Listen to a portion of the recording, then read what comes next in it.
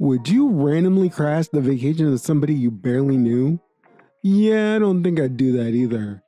Story 1 from Entitled People is titled, "Oh, you're having a family vacation. I don't mind crashing it." Several years ago, my amazing wife and I got married in early winter. We basically eloped after a fairly short courtship, even though I had met her family and she met mine. However, our families had not yet met each other. Our families would have to travel from overseas to be where we are, but after some planning, we were able to make arrangements for our families to meet in February, around Valentine's Day. We decided to meet up in a small scenic tourist town in some mountains that was sort of between where my brother and I lived. Our families met and everything went quite well, and everyone seemed to be hitting it off. But early on, my brother had told me that his friend, entitled person, would be driving through this area with his girlfriend and would just say hi. Now, I had known EP for several years, and while he was generally a friendly guy, he was pretty spoiled and quite entitled. In all honesty, what follows was just one in a series of stories I have about this guy and the major reason why I try to avoid him. But I thought he would be fine in a small dose. And I was so happy to be married that I didn't care. EP and girlfriend arrive around noon and congratulate us, say hi to the families, and in general, we had some pleasant conversation for an hour or so as we walked through the little town. Eventually, we told EP it was wonderful to see him, but we were quite hungry and we were going to start looking somewhere to grab lunch. He said, "No problem, that sounds great." We all sort of looked at each other for a moment before my mom said, "Well, why don't you and girlfriend join us?" EP? Mom had planned to treat us all for lunch anyway. She hadn't counted on EP, but it was still a wonderful time. We tried to say goodbye to EP again, but he was having none of it.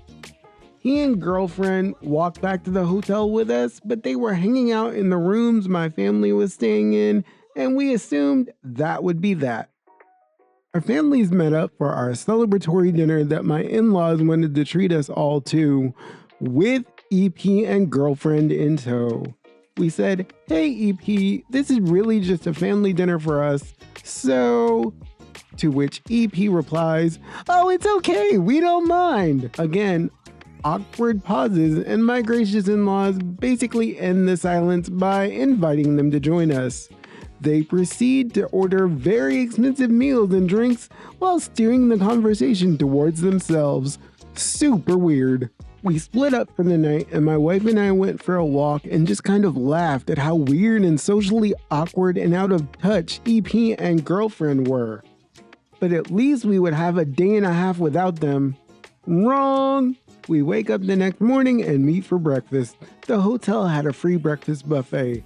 Who is there? You guessed it, EP and girlfriend eating everything under the sun in the hotel. They stayed in my family's room. Apparently they were too scared to drive in the snow that had fallen while they were here. Never mind that about 5 times as much snow had fallen in the morning, and of course they couldn't move on without eating free breakfast. We were going to town to walk around and grab lunch. Perfect! EP and girlfriend always wanted to eat at this restaurant. Grabbing some dessert? EP wants 2 scoops, please. They stayed with us the entire trip. The number of times they picked up a check? 0. Number of times they paid for themselves? Also 0. That whole trip they were driving out for anyway? Never happened. It is proven to be a funny little story that our families still laugh at. The funniest or strangest part of the whole event was that somehow we came into the possession of girlfriend's iPhone charging cable. Not the adapter, just the cable. This is literally the kind of thing you can buy for the cost of a sandwich. I kid you not, for the next week or so, EP was calling me to try to get this cable back for girlfriend, in spite of it costing more to come get it than to just buy a new one. But what was funny, and classic EP, was that he was always trying to orchestrate picking up the cable from us when we were out at a dinner or someplace fun where he was obviously trying to get free food or activities.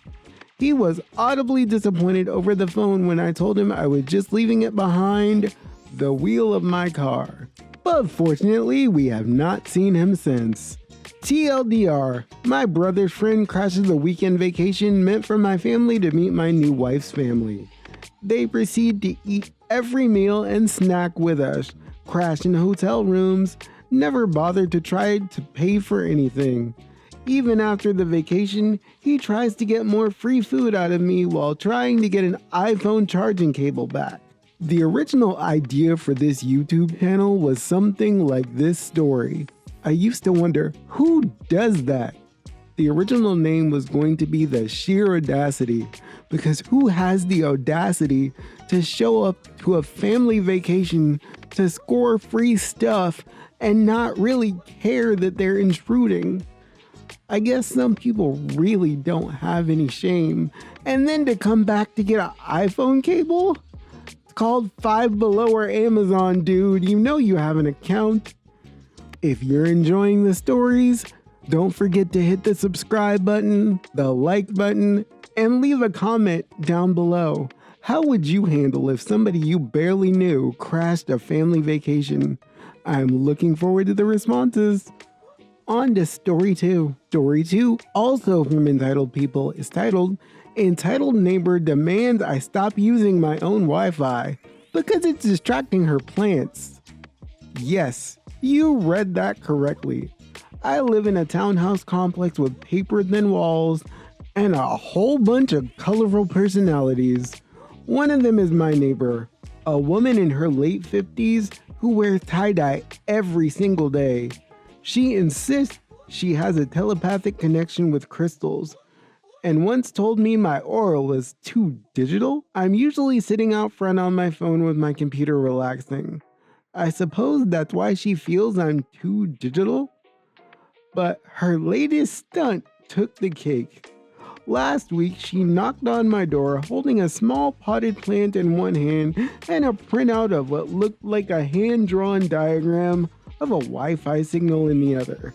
She told me we needed to talk about my router. I was confused, and then she explained that my Wi-Fi was disrupting the vibrational energy of her succulents. She pointed to the drawing, which honestly looked like a sad jellyfish, and said the signal beamed directly through our shared wall and bombarded her plants non-stop. According to her, the plants were spiritually wilting because they thought the Wi-Fi was sunlight, but it wasn't. The best part? Her plants were in a dark hallway with no natural light. She claimed that they had been fine until I got a new modem and then gave me two options. Either turn off my Wi-Fi every night between 10 p.m. and 6 a.m. Apparently the plants need rest hours, or let her share my Wi-Fi and move the router into her unit so she can regulate the signal properly. I laughed because I thought she was joking.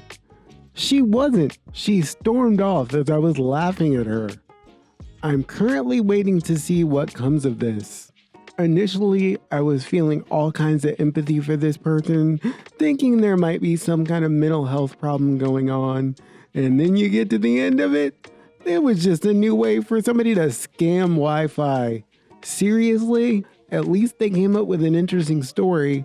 Reminds me of a family member who had a neighbor who had the gall to knock on the door when the internet wasn't working in their apartment anymore that they had been stealing, and they asked my family member, and I quote, "Why ain't the internet working no more?"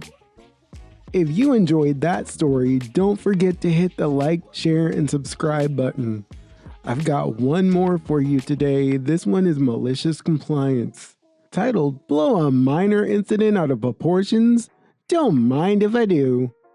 I work as an engineer for a company that assigned me various client projects.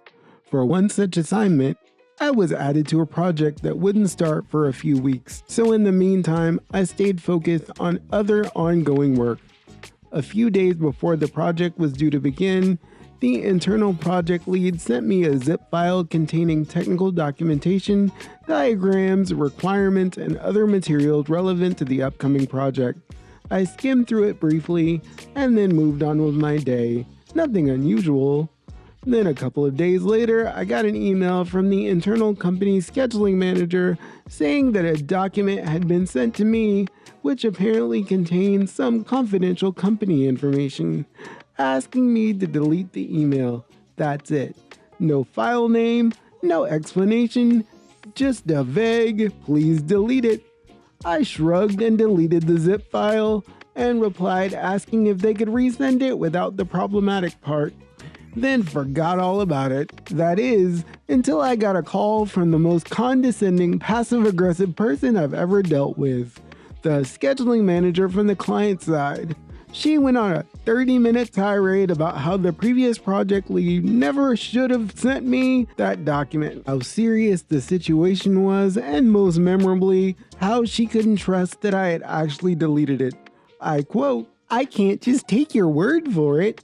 I'm not just going to trust you because you say so." Right.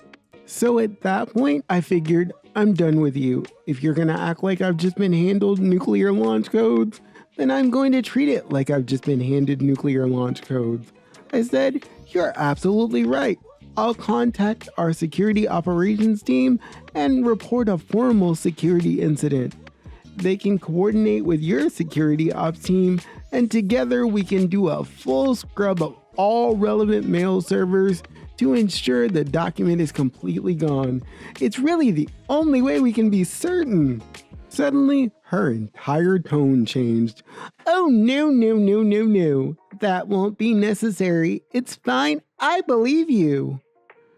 She practically stumbled over herself trying to shut it down, because escalating this to both companies' security op teams would have turned it into a bureaucratic nightmare, incident reports, compliance reviews, and probably someone getting thrown under the bus. I politely reiterated that I really don't mind escalating it if it would give her peace of mind. She quickly decided she had enough peace already. We ended the call and life moved on. If you act like I've compromised national security, don't be shocked when I offer to treat it like a national security incident.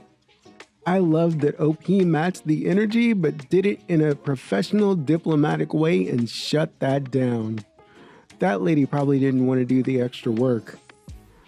I hope you enjoyed today's episode with the 3 stories. It was fun as usual to read them out to you. If you like how it's done, don't forget to hit that like, share, and subscribe button.